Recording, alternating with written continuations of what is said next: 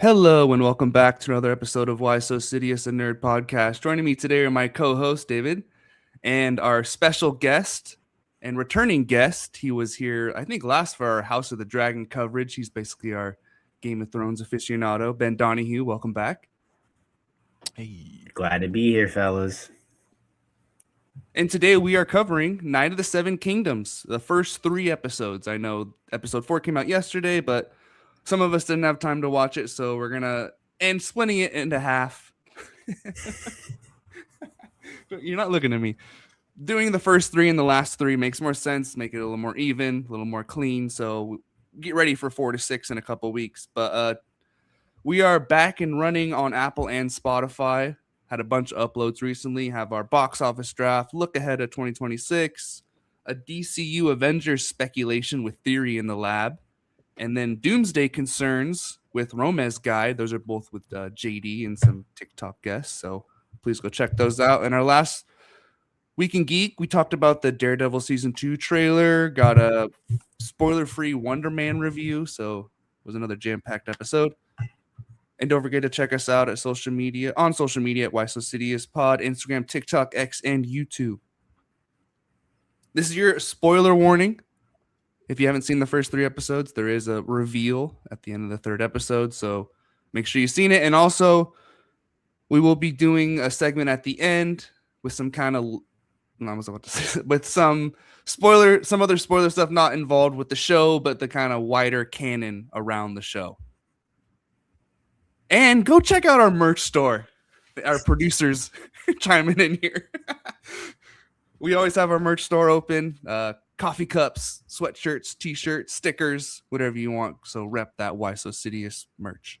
there you go. All right, so Night of the Seven Kingdoms, or Dunk and Egg, occurs roughly 90 years before the original Game of Thrones series and about 80 years after House of the Dragon. So right there in the middle. 153 is the last dragon during a period where Targaryen rule is weakening after the dragon's extinction.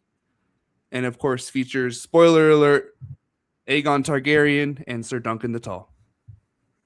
I already said spoiler alert before, so it's all right. It's fine. They don't know which one. There's like 7 of them. Exactly. So our quick kind of overall thoughts first, of course, is kind of a much smaller scale of show than Game of Thrones and House of the Dragon. More character driven, feels more medieval, not a lot of fantasy aspects yet, not a lot of magic and those kind of, no dragons, obviously. So the dragons brought back the magic. Of course, we learned that in Game of Thrones. Way more heart. I feel like it's more relatable. So Ben, how are you liking the show so far? I'm liking it a lot. I didn't have really a scale of expectations. I haven't read the book, didn't know much except for like the surface story of Dunk and Egg. But I liked it so far. And I do, at first, I think David and I talked about this. The 30-minute episodes was kind of like, kind of wish it was an hour, but it's paced out good. And I do like that it's, you can watch it fairly quickly. Yeah. Dave, how you liking it? Yeah, I love it. It's again, like you said, you described it in a very accurate way. It's small scale. It's not Game of Thrones. It's not this massive kind of proportion we're used to, jumping between all these different storylines across of Westeros. We're focusing in on Renaissance fair style storylines here. So right off the bat, it feels like it's just a more intimate story. But it's done in such a way, because you could be concerned, like, is that going to be boring? Is that going to be slow? Coming off the crazy events we get in Game of Thrones, House of Dragons is literally just dragon wars. I mean, it's just massive CGI fest. And now you're dropping down to this lowly hedge knight and this little bald kid that are following him around going to tournaments. It doesn't exactly jump off the page, like seem like the most enticing thing, especially if you've never read the books, because Lub and I have read them. And so we're already excited for it based on the story that we were getting here. And if you don't know about it, though, like you're just a casual fan, it's like, well, what am I getting excited about exactly for this? But they're just nailing it, man. They've nailed the tone. Dunk and Egg are cast perfectly. Right off the bat, it has that feel that the book has, because the book has a different feel than the main Game of Thrones books, too. Oh, yeah. like it's just a different style. And like I mentioned, we had multiple whores on screen and they kept their clothes on through multiple episodes. So that is a very large indicator that this is a different style of show. No, but overall thoughts, I think they're killing it. And it's a bummer. It's only 30 minutes, but it's kind of nice. Like perfect pound for pound. It's great TV. I just with the second season, it'd be cool if it was like only 6 months out. Right. Just give me 45-minute episodes, right? I'll take it. Yeah. All right, we can get into the first episode. I agree with you guys' takes. I'm loving the show as well. So episode 1, The Hedge Knight. Dunk, a newly orphaned hedge knight with no status or money, heads to the Ashford tournament, hoping to make a name for himself. Along the way, he meets a strange but capable boy called Egg, who insists on becoming his squire. As Dunk struggles to find support among nobles, the episode quietly establishes their partnership and hints that luck might be finally turning in his favor. So the episode starts off with Sir Arlen of Pennytree passing away. Dunk is burying him, and he kind of quietly goes off with his sword, armor, and 3 horses. So do we believe Dunk is a true knight, or do you think he's making this up? Because, a knight can make a knight, but there's no real evidence of it. And the story seemed kind of thrown together last minute when he was asked about it. But Dunk doesn't seem like a liar. He seems like he's not witty enough, quick enough to make up a big lie. What do you think? Yeah, Ben, what's your take? Because I'll answer after. I kind of go back and forth on it, but you touched on it. Like, he just doesn't strike me as the guy that would lie. That's kind of the only reason that I do believe him. Otherwise, from everything we've seen, and granted, we haven't really seen him fight. So I think that will be more telling when we do see that. True. Because if he just, I know you guys know how the book goes, but like, if he just went out there and like got manhandled his first time out, then you'd be like, okay, well, sorry, big guy. Even if I didn't read the book, I would assume that he's like a secret badass. That's what he seems like, and obviously I haven't seen him fight in the show yet, so he's got some skills. It's a small excerpt and it's somewhat of a spoiler alert, but if you watch the Game of Thrones show, there's a sequence in which Joffrey is taunting Jaime for not having any pages in the White Book, which is the book. It's the history records of every single knight who has ever served in the Kingsguard. And at one point he says, Sir Duncan the Tall, 4 whole pages. He must have been quite the knight. And Jaime's like, so they say. So there are hints beforehand if you haven't read it too. And obviously they're making a show about him. So he's not going to get his ass whooped right off the bat or just be just a donkey. Right. But Lub, I was holding off on answering because I wanted to ask you, do you remember if they specifically say that in the book? Like, was there a scene in the book where Sir Arlen actually knights Dunk, or are we left trying to kind of guess in the book as well? Because I don't recall that.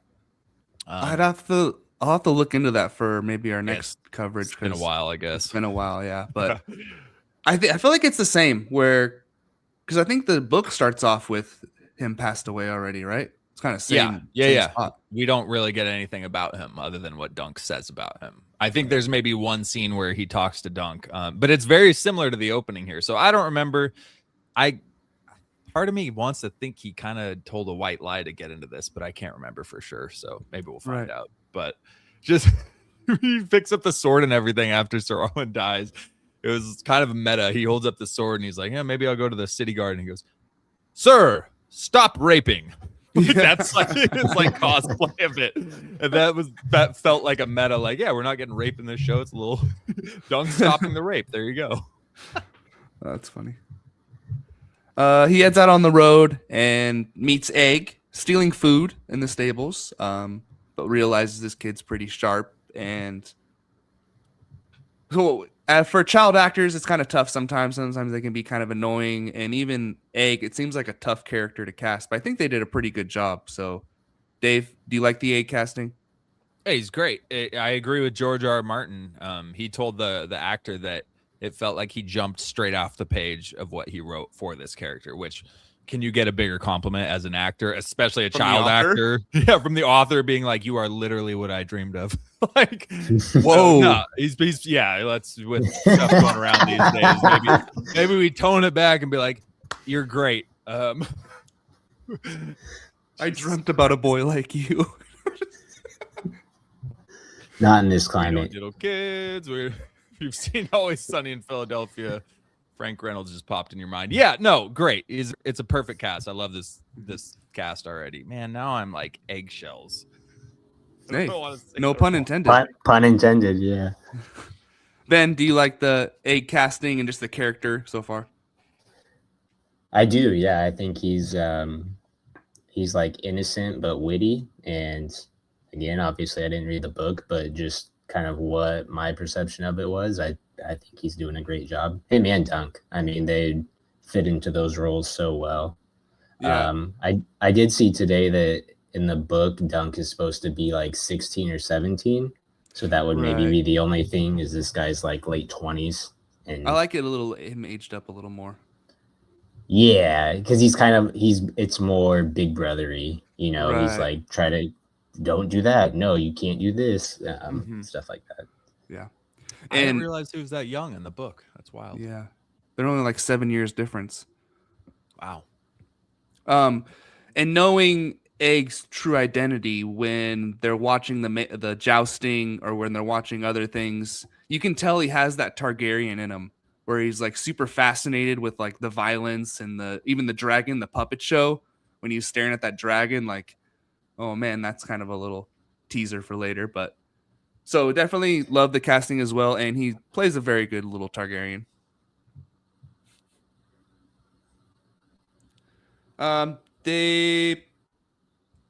They get to the tournament camp, and there's all these elite knights, banners. Dunk has none of that. And this Stefan Fossaway guy's beating up squires on the training grounds, kind of messed up, and then almost challenges him to a fight. So that was pretty funny, all of that. And Dunk's like, nah, I'm good, man, and just walks off. Kind of surprising. Hey, don't show your hand. Don't Right, show yeah. people what you can do beforehand. Yeah. That's true. Let that apple sucker do his thing. Son of a gun. And Lionel Baratheon. So he's he was great. a pretty interesting character. He's great. There's like the party time that they all kind of start drinking, dancing together. They have like a cool, well, not cool, but an interesting conversation when he's like blackout drunk at the end too, talking to Dunk about what his future can be and all that stuff. So, did you like this character, Ben? Yeah, he was probably the most entertaining, I would say, for sure. Mm-hmm.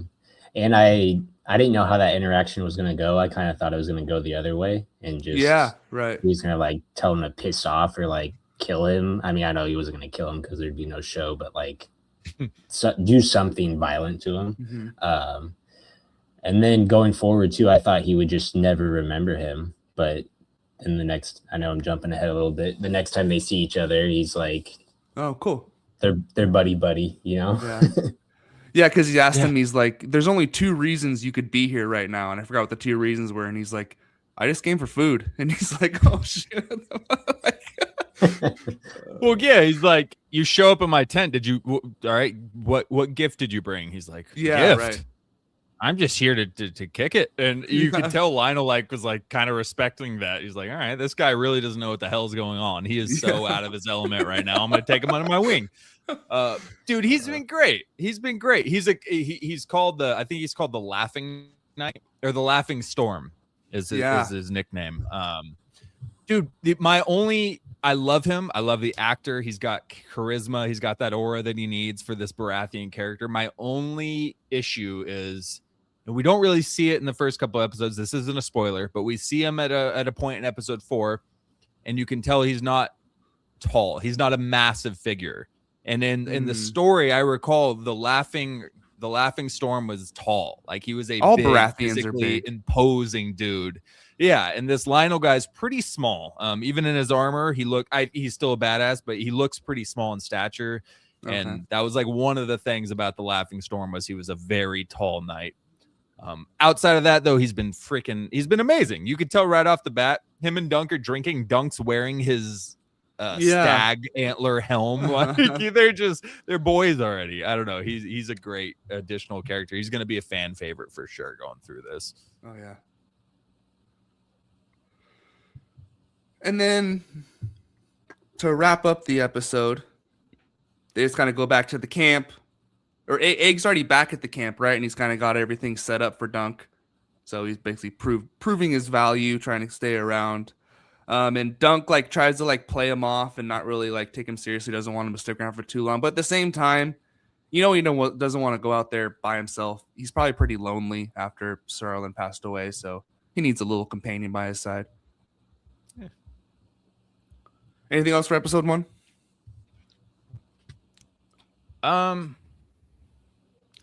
No, we didn't get into a lot of the egg stuff until episode 2, but I just thought it was a great start. Just seeing it gave us little glimpses of the great houses sigils across the tournament, and tourneys have been such a thing that we've seen probably twice in the 8 seasons of Game of Thrones where they actually focused in on the tournament. Season 1 was the first one where the best one fought probably the Hound, and yeah, that was amazing. You see all the great houses combining, and then we saw it again one more time. I forget when, but it's Joff's a really birthday cool thing. or something. Yeah, but even that wasn't. They focused more on the drunk guy than anything. Yeah, else, exactly. As far as fighting Right. goes. But it's just a really cool event in this world. Like the tournaments, these great houses. There's so much stuff that have happened if you read Fire and Blood. Like a lot of stuff in history happened during these tournaments because it's great houses getting together and assembling. And there's always going to be stuff that pops off or changes the forward events of Westeros. So it's just exciting to focus in on one of these things like this. So it was a great start. Well, the whole Rhaegar Targaryen and Lyanna Stark thing happened all at a tournament, if you remember that. And Robert Baratheon and all that whole beef that went down that started the Robert's Rebellion started at a tournament. Always a tourney that sets things off. If there were tournaments in our timeline and history, tournaments would have started World War I. Tournaments probably would have led to maybe stopped one though. They could have kicked stuff off. They could have chatted it out one time. Yeah, until somebody got blackmailed during the festivities. No, what? All right, episode 2. At the tournament grounds, Dunk realizes how unprepared he is compared to the highborn knights. He sells the horse to afford armor and begins confronting the fear that he might die forgotten like his mentor. Meanwhile, the political weight of the Targaryen presence looms over the tourney, and Dunk starts to understand that knighthood isn't just honor, it's status, money, and power. That's what you got to get. So, to start off the episode, we get a little Sir Arlen, and my God, he's packing heat, huh? That's the understatement so of the century. crazy. How is he standing up? How's he not Right? just fall on his face? And Nuts. Which, by the way, hold on real quick. We totally neglected. I forgot. You asked if we had anything on episode 1. Real quick. The intro, Yeah, where the poop. he's putting Sir Arlen to rest, and then the Game of Thrones theme starts rising and rising. They're like, oh, we're hitting the game. They're doing the Game of Thrones for the intro of this show too. Cool. All right, screw it. And then as it's crescendoing, we just flipped Dunk shitting behind a tree. And the music cuts. Like, that was a pretty meta way as well of being like, this isn't the Game of Thrones you're expecting. Like, it totally just threw us for a loop right there. Yeah. And then, yeah, we get this episode opening up with Sir Arlen and his massive hammer peeing into a river. Really showing up the Hound from season 3, I think, when he pulled out his whopping hammer to pee in a I don't river remember too. that. Oh, I JD don't does. remember his Ask him. hammer. Yeah, they showed it. He just flipped that thing out into his hand. It was like, oh, Man, they should call him the Mountain. that's a foot at least. Anyways, sorry. Anyways, Continue. we had to talk about it. You have to. So Dunk arrives at the tourney grounds, immediately realizes he's screwed. Like how long can a hedge knight survive realistically out in the world by himself? Like, you need money to make glory to doing these tournaments, and then you get like a Baratheon to take you under his service and you start making some money, but you got to have something first. So he does have to sell one of the horses for the armor. Sad. That was tough. That was tough. But he did have My 3. wife I did mean, not appreciate that. She Yeah. was not very happy during that scene. and then just wait till a couple minutes later when Prince Arion shows up. Huh? Yeah. So yeah, the whole Targaryens start to show up, and it's all this like big, entourage coming in. There's a Prince of Dragonstone, Baelor, King Maekar, Aerion, who is the younger Targaryen, who is Egg's brother. Spoiler alert. And then it was a cool scene with Dunk where he meets Sir Donald, one of the Kingsguard guys, and he's like, "Hey, what like big house are you from?" And he's like, "Oh, I'm the son of a crabber. Like I basically made a name for myself and built my way up," which was kind of cool, I guess. Kind of maybe hinting at what happens with Dunk. Yeah, until you Downplaying find out a little later. bit. Yeah, that he's the largest crab producer for the entire country. Like, it's like, oh, never mind. Like, that's not really a rags to riches story. He's I missed that part. Yeah, the Fossaway squire was like, well, Dunk was like, well, if a squire or if a crabber can raise to, it's like a crabber. His father is the largest crabber in the entire country of Westeros and runs all of. He was like, oh, That's so funny. oh, he's not. Yeah, not quite rags to riches, but. It does make it a little cooler though that he was downplaying it to kind of give him hope. We are. Yeah, Like, yeah. He was meeting him halfway. Genuine guy. Probably. Yeah. Pluto 24, shout out to you. Yes, we are discussing the GOAT of the Seven Kingdoms. Absolutely. You are welcome right off the bat with that comment. Is he referring to Dunk? Is Dunk his favorite character in all of Game of Thrones? I like it. I'm telling you, dude, Dunk and Egg are going to surpass a lot of major characters in the Game of Thrones fandom as far as fan favorites. I think they already have, but this show could be better than House of the Dragon. That was my prediction at the start. Night of Seven Kingdoms is going to beat House of the Dragon, but we'll see. After season 2, we do have dragons. Season 2 wasn't great. And total as a series. Yeah, I was talking just seasons this year. No, series. Like when this show well, ends. if they do 15 seasons like they were talking about. That's true. Even if they do 4, if they do like the book series, these 3 books versus the 4 seasons of House of the Dragon. It's got a chance. It's got the quality. Because after the Dragon gets more on track with the book, then I don't think it'll be close. But if they keep doing like season 2, then yeah, it easily could. There's not as much source material though. Like the Hedge Knight is a full book. Fire and Blood is, a history book with some descriptions in there of kind of what goes on. It jumps from part to part. So that's kind of has a little bit more to work with. Is it really all riding on George R.R. Martin's writing? It seems so. We'll see. We'll see if a creator can branch off of his writing and still make a good season. Yeah. We meet Baelor for the first time, and he seems pretty chill. Seems definitely very level-headed for a Targaryen, and they say the gods flip a coin. Definitely made the less crazy side of that coin. Yeah, and he vouches for him, right? He says he remembers Sir Arlen, gets him into the tourney, so things are starting to kick off. So he was the only person. It's weird seeing a Targaryen get introduced, and he's like, oh, he's genuinely a good person. He seems like he's got some morals, he's got some integrity, and he's first in line to the throne as well. But he was the first one to acknowledge him, and right off the bat, you can just tell, like, all right, I can vibe with this guy. Seems like a good dude. Mm-hmm. He looks a lot like Jaehaerys. I saw the side by side of that. The king that comes before Viserys and House of the Dragon. They kind of show him in that intro scene prologue. Yeah, I remember they look very similar.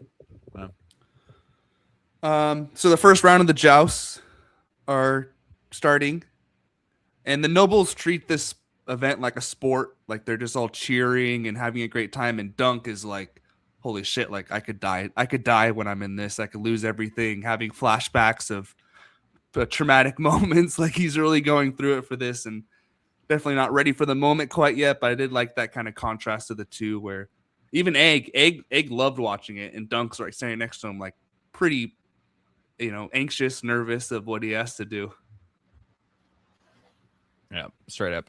And real quick, Pluto saying Dunk is a 1 of 1. Egg might be my favorite / best child actor I've seen since Dakota Fanning.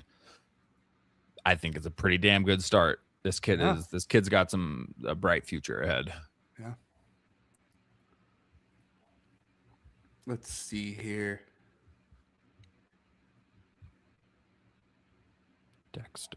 Dexter Soul Ansel, by the way, is the name of the actor who plays Egg.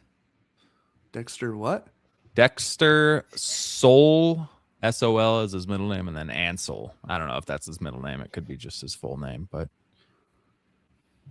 it's very theater-esque. I'll say that. Right. All right, Ben, I'll ask you a question. What scares Dunk more, death or being forgotten? I think being forgotten at this point. I think him hearing, like, he goes basically to every person he meets and is telling stories about, God, what's the guy's name with the huge Johnson? Arlen. Yeah. Or And Johnson. he's telling all these, yeah. He's like, he did this and this. Do you remember it? And everyone's like, never heard of him. Don't know who that guy is. Like, Right. Are you making this up? And you can tell each time he says his story, he's getting more deflated and more deflated and more deflated. And he just kind of like, nobody remembers him at all. So I would say he's definitely more worried about that.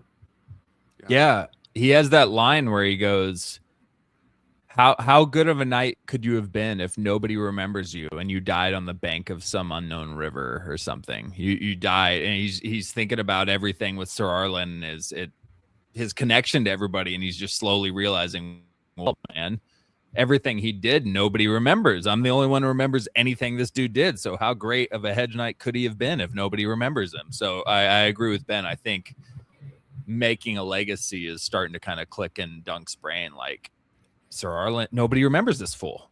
I loved him. I thought he was this great man, and nobody remembers him. So that you can tell that hurts finding that out when he looked up to him so much. He did like the whores, though. Well, I bet you the horrors liked him after what we saw after episode 2. It's one of the I don't greatest know. swords in Westeros. A little too much. Oh, God, I'm tired. Sir Arlen just walked in. Yeah, you got it tonight. We get the tug of war. A little small victory for Dunk. That was pretty cool little scene. He definitely wants to belong. Like, he's definitely been a loner his entire life. Just wants to have some people around him. Flirts with the puppet girl, Tansel, a little bit. Maybe there's something going on there. She's also a whore as well, correct? She's a whore / puppet girl. Was she going to the... sure if she is. Was she in the tent with the Dundarian guy? Was she? I don't think she's a whore. Oh, no. Okay. Arian just called her No, that. that was a different person. Yeah. Oh, okay. Got it. I'm like, She's got her 90% side sure those are hustles. different characters. Making shields and Right. All right. Anything else for episode 2? That was a little shorter, just kind of focused around the first round of the tourney. Yeah, Prince Valar Targaryen, clean ass armor, which I thought it was just his, but we kind of see in later episodes that it seems to be the Targaryen armor that everybody wears for battle. But he donned it during the lancing there, and it's clean. I know the Targaryens always have dope armor. Obviously, Daemon Targaryen and House of the Dragons came out with the very, like, almost matte gray, very, I can't think of the word right now, but detailed armor. But I loved it. Prince Valar Targaryen, he seems like a decent dude. I think he's Baelor's son. I was going to ask. Yeah, I'm pretty positive he's Baelor's son, so he's the nephew of the current King Maekar. But his armor was clean. And we got a couple lancing contests in this episode, right? Just only a couple. Yeah, like 5-on-5. They all went at the same time, right? Was it 5-on-5? Because in episode 3, like that. Arian has like the 1-on-1, but I think in this episode we got where they all lined up in a big group and charged at the same time, which is pretty wild too. And they were like taking each other out before the next guy was even ready. Like one guy was like just stopped and about to start going, and the guy just... It's like a free for all. As soon as it starts, you just keep running through. If you don't make it to the starting line again, you're screwed because the other guy is going to be 90% of the way there by the time you turn around. You're not at full speed. Yeah. So again, cool seeing different sides of the tourneys we've never seen, different games, different contests. That was cool. Yeah, that's something we definitely, like we talked about, needed more of that in Game of Thrones. Yeah. Oh, sorry. Last thing about episode 2, we saw Baelor Targaryen and the other Kingsguard. They were in their decorative armor because they wear different armor when they actually go out to the lancing. But it was like the all white. It looked a lot like the Rings of Power armor that we saw. The Newman. Numenor? Yeah, the Numenorean. There, thank you. I couldn't think of it when I was typing the notes down. Isildur and his dad, the whole Numenorean, when they're wearing those all white armor and they're sailing across to go into battle. That's what the Kingsguard looked like in that episode. But it looked better. It looked a little bit better in this show. Oh yeah. But just costume design in this show so far has been peak. They've been killing it. I mean, they don't have to put the budget in anything else, really. No massive CGI, True. no There's CGI no dragons. Yeah. Well, there might have been CGI at the start of episode 2. That thing was real. That's a prosthetic. They're going the Danny McBride route, just showing cock all the time. I'll look it up. All right, episode 3. The stakes explode when Prince Aryan brutally attacks the puppeteer Tansel during a performance. Dunk defends her and assaults the prince, basically signing his own death warrant. Just as punishment looms, Aeg reveals the truth. He's actually Prince Aegon Targaryen. Suddenly, Dunk isn't just a nobody hedge knight. He's tied directly to royal politics. So I forgot the guy's name. It's like the treasurer guy, the guy who's around with Baelor and Maekar, comes up to him with the offer where the guy's going to lose on. Oh, he must be someone from. I think he's the Lord of Ashford. Yeah, where the right. tournament is. Yeah. He wants Dunk. The other guy's going to lose on purpose because their house does not have a lot of money, and then they're going to bet on this random guy, Dunk, to win and make a ton of cash. Like, let's go. So this is kind of where I do think Dunk is telling the truth about being a knight, because I feel like maybe he would have taken this offer or like even slightly considered it more. So I don't know if there's like something that happens in episode 4 I haven't seen yet, but does he fight? Does the first round happen with Dunk in episode 4? Oh no, it actually doesn't happen anymore. No. Obviously, right? No, there's no tourney anymore. Oh, sorry. So Whoa. Yeah. What are you? Boom, bang. what? He can't be in the tournament and be on trial for assaulting the prince, right? He can't be. Why both. not? You never know. But Ben, would you have taken the offer, or are you an honorable knight? Me personally, or me as Dunk? But you can do both answers. You're obviously you're just as broke as Dunk though. So I think I would have just bet on myself. I would have sold one more horse. Said, yeah, give me what am I, 20 to 1 to win this? Sure. right. Boom. I mean, you could still take the offer, but the guy's he's gonna lose though. He's gonna like put his lance off to the right. Yeah, strike him, yeah. And I do think it would have been a little different if he was telling Dunk to lose himself, because then obviously that has more to do with honor. I think, Right. Like if you're already trying to win, Mm-hmm. I get what he's saying, but like, it's not like you're throwing it yourself. That's true. Yeah. Real quick, Pluto 24, shout out to you. This man is absolutely correct. We did make an error there. Maekar is not the king, which when you think about it, yeah, the king wouldn't have traveled to this tournament. He's not like completely guarded the entire time he's there either. So Pluto 24 is absolutely correct. He is the prince. His father is Darren II. He is the current king of Westeros right now during this time. Don't look up who that is. Yeah, it's always dangerous to look up a Targaryen name because you are going to see what happens in the books and stories. But seriously, shout out to Pluto 24. Oh, thank you. That does Great make call more there. sense. Maekar is the prince. So his father is still in King's Landing right now. And I also want another, editorial inclusion. Yes, it was a prosthetic. It was a 10-inch prosthetic penis used for Sir Arlen for that episode. So they really made a point to, for some reason, make him hung like a moose. Hell yeah. Yeah. All right. I'm looking. I had the list of Targaryen kings real fast. It gets a bit confusing because Darren II, I believe Maekar's son is Darren the Dreamer, who was in the pub and saw Dunk and was like, "You were in my dream. Stay the hell away from me." And we're going to learn more about that. But Darren the Dreamer is the drunken son of the current king, Darren II. I believe. I'll have to double check that. But Darren the Dreamer, it sounds right. And I'm pretty positive he's the son of the current No, king. you're right. You're right. Or he's the son of Prince Maekar. So his grandfather is the king right now. Yeah, because there's an Ares in there too. Right. Good call. Right now Pluto, it's- shout out. Yeah, Darren the Good, Aries the first, Makar the first. There you go. I won't go any farther. Yep. Yeah. Starts getting a little dangerous for you out there. So Arian's already behaving like a problem.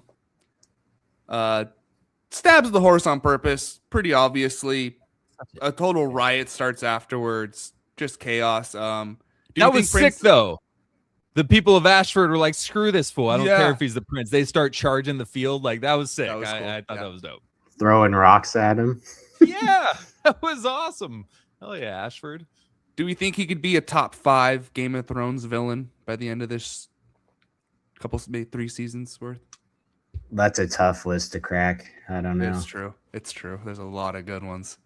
If he had more time, but pound for pound evil. Like the first thing I said after episode 1, I think was like Aerion Targaryen fits. Like the actor, everything. It's like, yep, this is an evil Targaryen that is going to be brat evil too. He has a Yes. bratty sense to him. Yeah, He's a brat, Yeah. but He's got evil too. he's got Draco Malfoy vibes. he does. Yep. Draco, little Viserys, Viserys the Unworthy coming in there. Yeah, I don't know. I honestly I forget his fate, so maybe he could be a A lot of Game of Thrones Viserys. villain. They're big dragon guys. I got the dragon in me. yeah. He's the You don't wanna dragon wake the never dragon. loses. Yeah.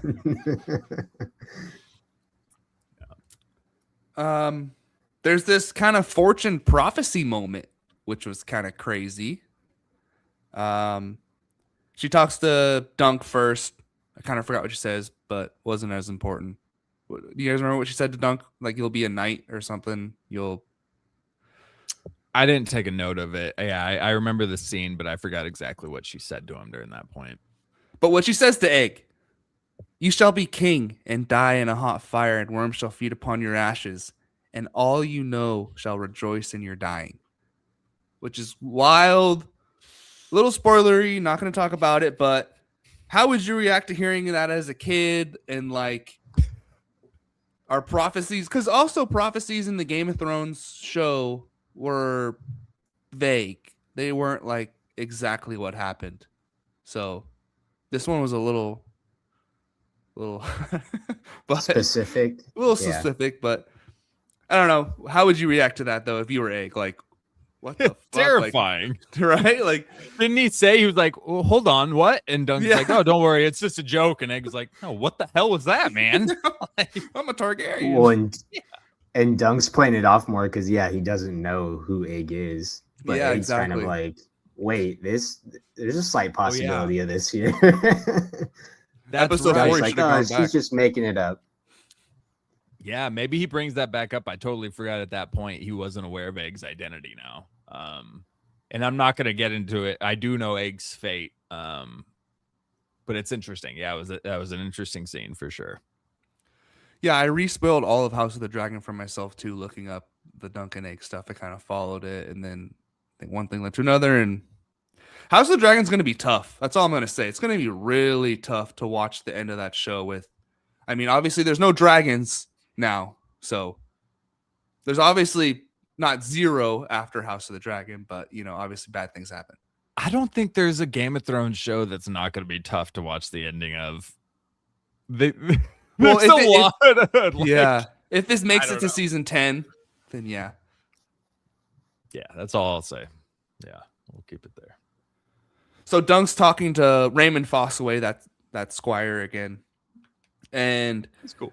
the Targaryens are not as beloved and renowned as they once were when they were dragon riding, majestic, people. Now he's saying they're ancestral aliens, blood magicians, and tyrants who have burned our lands.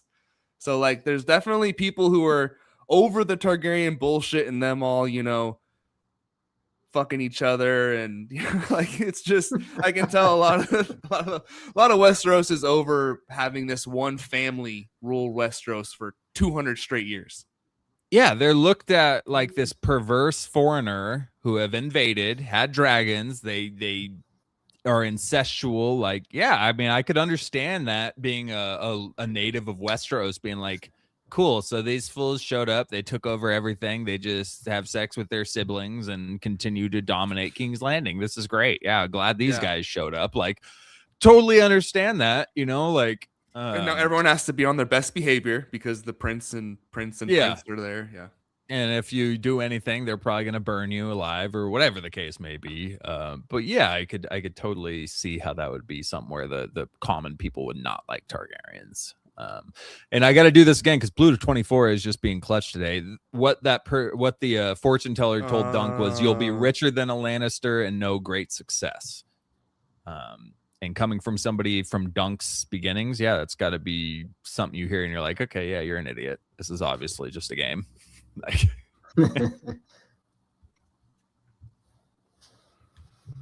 right, where were we? I will say, I don't think the Targaryens are ever loved at any point. I think the fear of the dragons makes it just now they're humans acceptable, and then once that's gone, it's just really all bad. Yeah, I think the most they've ever been loved is probably Dany taking over Meereen and like all the people like kind of worshiping her and whatnot and thinking she was the savior. That's probably the most Targaryen has been loved. Yeah. So the puppet show, the crowd loves it. Aerion does not. Obviously the dragon never loses. And it shows her slaying the dragon at the end as he's watching in the distance at the beginning of the tent. And it erupts into chaos because it cuts back to Dunk and Raymond when everything's going down. And then it goes back. Dunk snaps, hits the prince. Just an immediate, oh no, like, what are you doing, bro? Like, I get you have a crush on her, but like, you've made like 3 weird comments to her, weird, awkward comments. Like, and I know you're a good person and what he's doing is wrong, but it's like, you kind of have to let it happen. Or obviously now he has to do a little trial by combat action to save his life. But Egg saves him. He's about to get curb stomped. Like he's biting the cement. Like, holy crap. Like you knocked out one of my teeth. I'm going to knock out all yours. And Egg says, I cut it off, brother. I didn't want to look like you. That was a bar. Just shitting on him. So how did this whole kind of final scene work for you guys? Or Dave, you can go first if you want. Yeah, it was sick. I forgot. I thought in the books, Egg's reveal came much later in the story. It's like the third book or something. That's what I was going to say. I thought at minimum it was the very end of the first book where his identity was revealed. So it caught me off guard that he revealed himself right off the bat. But it was cool. I thought it worked well. I'm not like unhappy if it was early or not. I thought they did it great. Dunk, yeah, not only.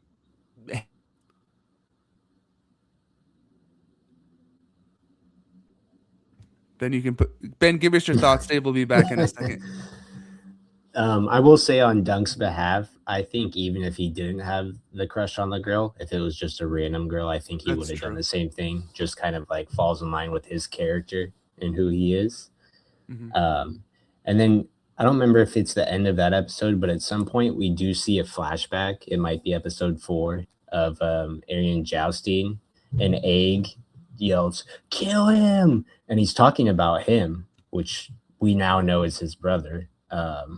No, that was this episode when he stabs the horse. Yeah. But you see it again once you know who he is, and it makes more sense that like he's yelling to kill his own brother. So you get an idea of how much he hates him, and then he goes into it a little bit more later as well. But Dave, you cut out mid thought for about. I'm assuming the freeze frame wasn't great. Pluto, y'all got to take David off the screen because that looks insane. Unfortunately for me, my face is very demonstrative while I'm speaking, so freeze frames don't treat me nicely. Yeah. Where did I cut off? We got nothing from you. We got like 2 sentences, basically. Fantastic. I'll try to regain.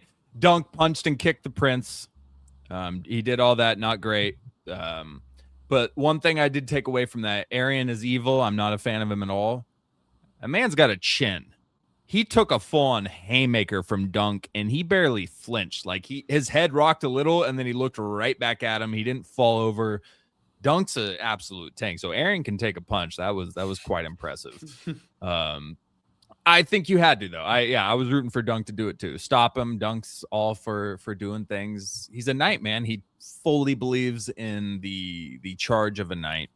So that scene, although it was hard, and you're like, oh, Dunk, what are you doing? It was pretty satisfying at the same time too, watching him whoop his ass.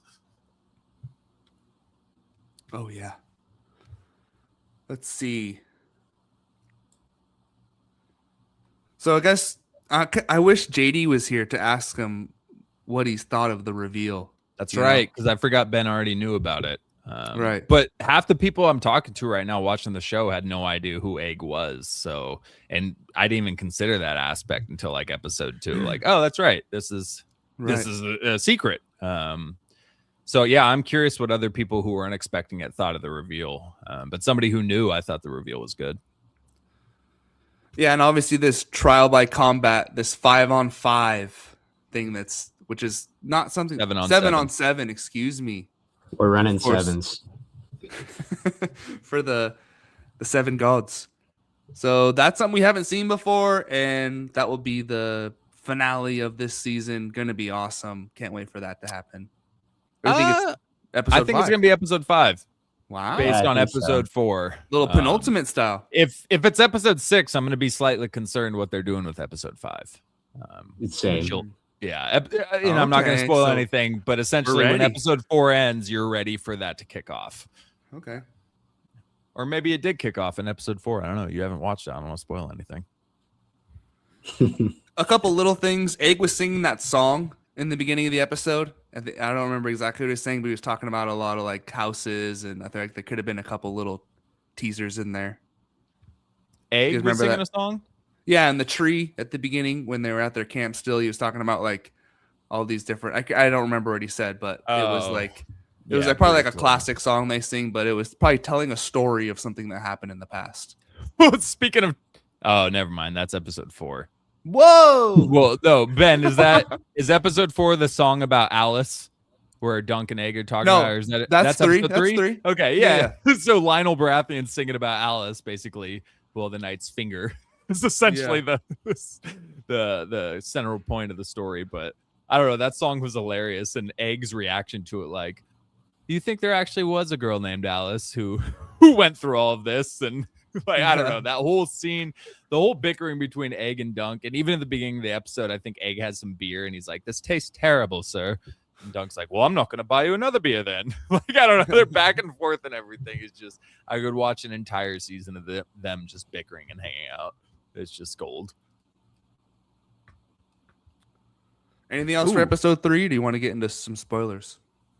Ben, if you got anything else for episode 3? I was going to bring up a chat comment. Okay. Pluto, you've been a great participant in this, so I would like to read this off. Which GOT Game of Thrones for the layperson spinoff would you all pick? Robert's Rebellion or the Blackfire Rebellion? After episode 3, I want to see more of Maekar and Baelor, so I might go Blackfire, even though Prime Robert would be great to see. This is a great question. Lub, you've been dishing it off to everybody else first. You want to lead off with this one? I'm going to go with the Blackfire. Also, Egg is in the first or second episode, says, "Die, Blackfires," or whatever like that. So die, Blackfire scum.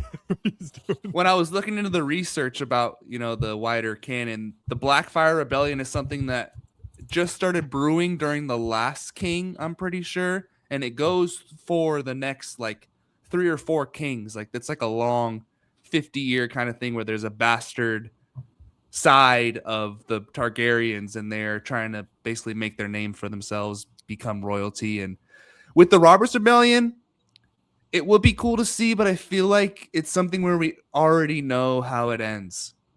It would be cool to fill in the gaps. So we've kind of heard most of the main events of the story, so I'm picking Blackfire.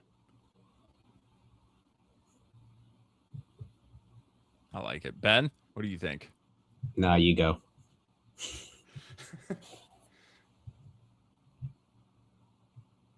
What happened? Oh, he said you go first. Me? Yeah. Oh, okay. So, well, as somebody who's been talking about the Blackfire Rebellion since we started this podcast, every time we bring up Game of Thrones, I've mentioned it being something I really want to see portrayed on screen. So I'm probably going to have to go Blackfire as well. There's so much stuff that happens in that. There is so much part of the Game of Thrones history that hasn't been explained that happens in that.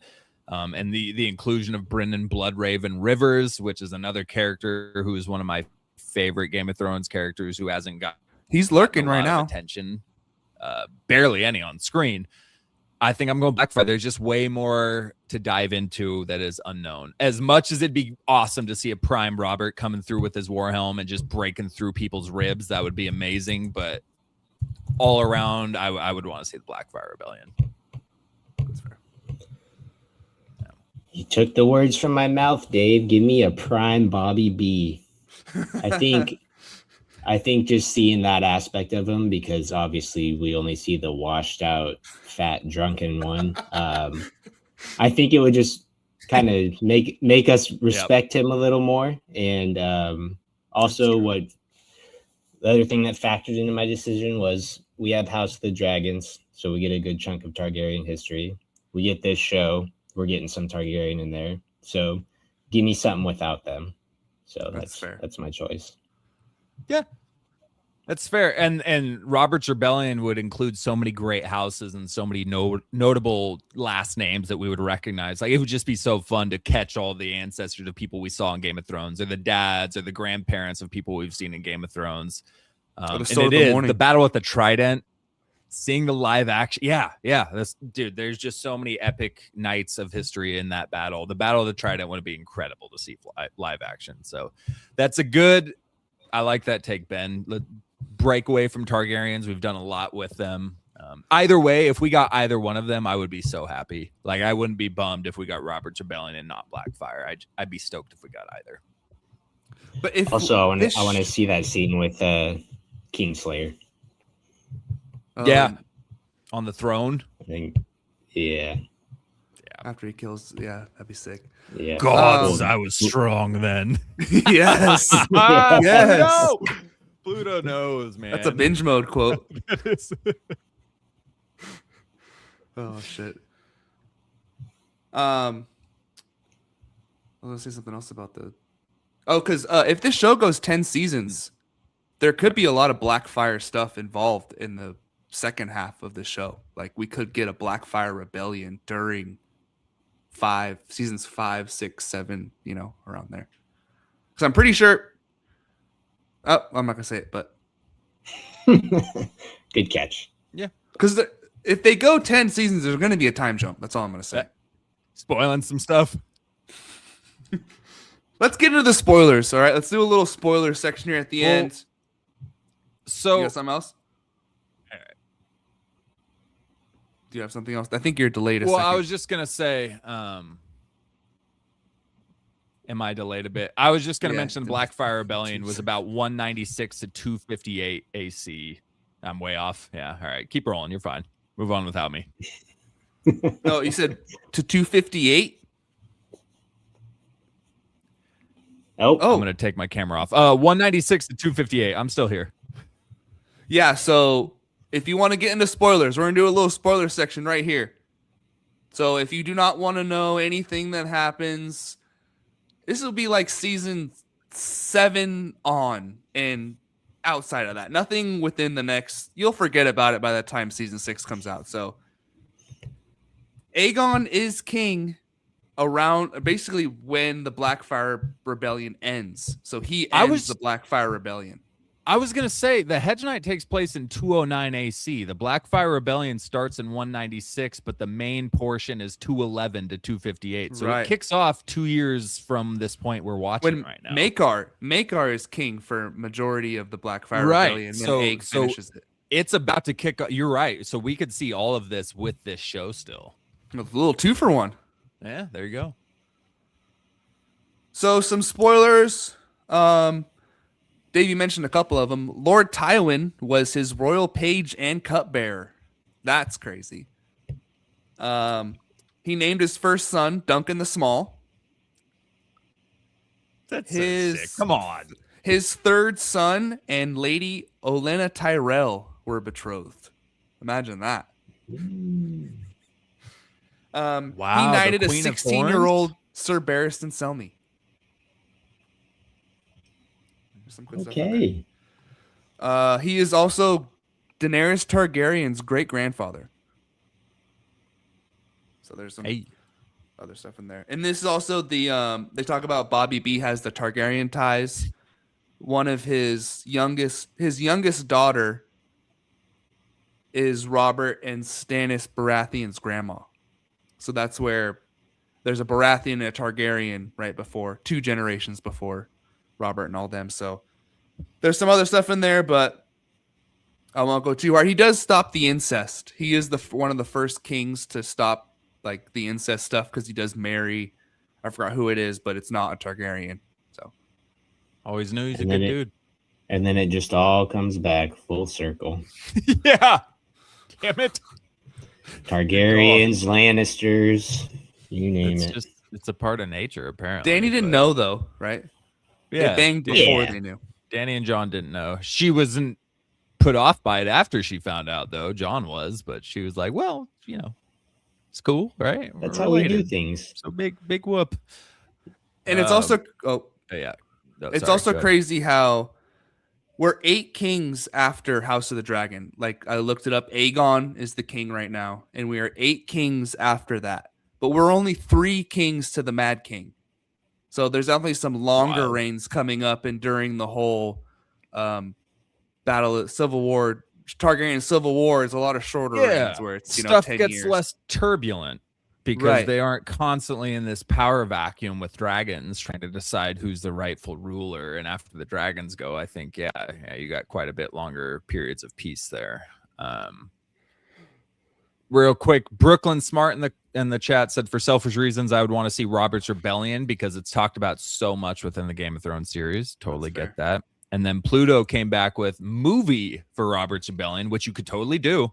You could, because we already know the surrounding events, and then just continue the Blackfire story in the House of the Dragon. Just do a time skip, best of both. I agree with that, but just switch House of the Dragon for Dunk and Egg, because House of the Dragon, I think we're only doing 1 more season. Right. 2. I think it ends on season 4. Yeah. Right. Okay. And of course, Dunk is a member of the Kingsguard, Egg's closest ally forever. Hell yeah. Until their bitter end. Buds for life. Buds for life. All right. Well, I think that wraps it up for our coverage of the first 3 episodes of Night of the Seven Kingdoms. Stay tuned in 2 weeks or so, and maybe we'll bring Ben back, talk about the season as a whole, speculate season 2, get into a little more spoilers. That's always fun with Game of Thrones. So thank you for joining us, and we'll see you next time at Why So Sidious, a nerd podcast.